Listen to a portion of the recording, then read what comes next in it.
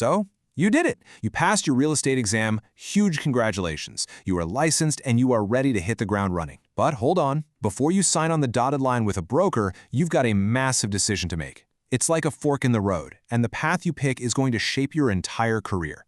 Today, we are breaking down the single most important choice you are about to make. Here's the big question. Are you looking for a job or are you starting a business? Seriously, think about that. The answer changes everything. How you get paid, how you do your taxes, even what your Tuesday morning looks like. This isn't just some small detail on the paperwork. It's the absolute foundation of your new career. All right, to make this super clear, we're going to walk through 5 key parts. First up, we'll define the 2 paths you can actually take.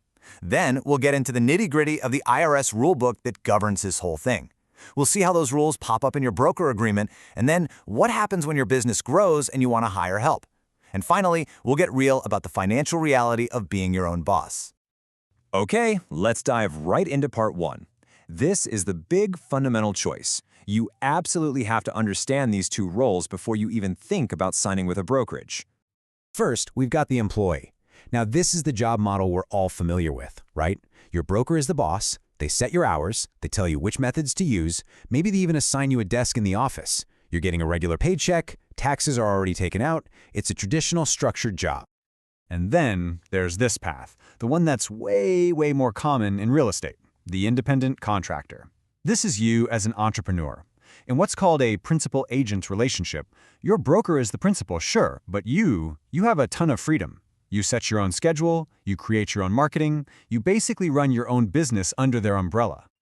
And this chart, this is where it all becomes crystal clear. Look at the differences. As a contractor, there's no simple paycheck. You get a gross check for your commission, and guess who's responsible for taxes? You are. Welcome to the world of the 1099. It means you have way more freedom, but there's no safety net, there's no salary. Your income is 100% based on your results. So, since pretty much every agent is an independent contractor, you might be wondering, how does the government make sure this is all legit? Well, let's open up the official rulebook from the folks at the IRS. Yeah, this isn't just some casual handshake agreement between you and your broker. To be legally, and I mean legally, classified as an independent contractor in real estate, the IRS has a very specific 3-part test. And it's not a suggestion, you have to pass all 3 parts. And here they are. It's actually pretty straightforward. Number 1, you have to be a licensed real estate agent. Easy enough. Number 2, your pay has to be tied directly to sales commissions, not the number of hours you put in. And 3, you must have a written contract that explicitly says you are not an employee. If you miss even one of these, the whole relationship is legally incorrect. You know, all of these guidelines really boil down to one word: control. If you're an independent contractor, your broker cannot force you to come to sales meetings. They can't tell you to work 9 to 5. They're not your employer, so they won't be paying for your health insurance or your business cards. Every single one of these rules just reinforces the fact that you are running your own separate business. Okay, so let's zoom in on that written contract we just talked about. This document is your operational blueprint. It takes those IRS rules and puts them into practice. You're going to see language almost exactly like this in your agreement. It's not subtle, is it? It spells it right out. You are an independent contractor. And then it makes it super clear that the broker is not withholding taxes or paying for things like unemployment. That responsibility is 100% on you. But, and this is a big but, that freedom isn't unlimited. Your contract is going to have some really important rules. For example, check out that first one. The broker owns all the listings, not you. That's huge. It means if you leave that brokerage, your listings stay there. You have the power to sign contracts for the broker, but you're also required to keep perfect records. And don't forget, this is an at-will relationship. Even one of you can end it with a written notice.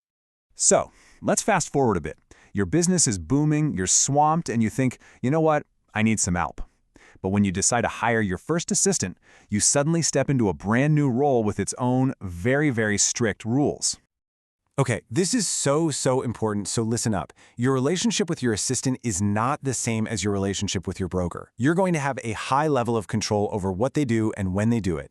And because of that control, they are your employee. They are not another independent contractor. Getting this wrong is a one-way ticket to some serious legal headaches. So what can you actually have them do? Well, there's a really clear dividing line: the real estate license itself.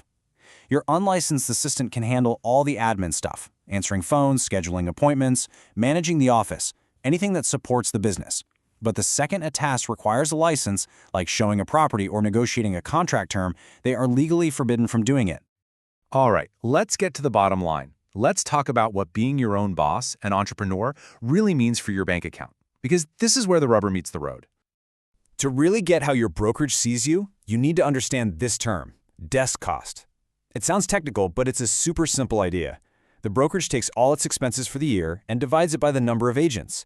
That number is the cost of your seat in the company. Let's make that real.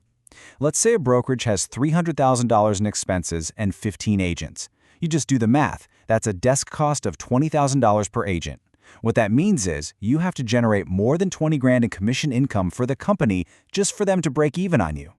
So when you're talking to different brokerages, you have to start thinking like a business owner. These are the kinds of tough questions you need to be asking. What's the split? How can I earn a better one? What's my desk cost? And what's the timeline to cover it? You're interviewing them just as much as they are interviewing you, and your success depends on finding a partner where the numbers actually work. Look, at the end of the day, it all comes down to this. As an independent contractor, you are the CEO of You Incorporated. There is no manager looking over your shoulder. And that means you get all the credit for your successes, and you also own all of your failures. And that leads us to the final, most important question. This career path offers you unbelievable freedom and truly unlimited potential. But what is freedom without a plan? It's just chaos. So as you set out on this amazing journey, I'll ask you one more time. You have the freedom. Do you have the plan?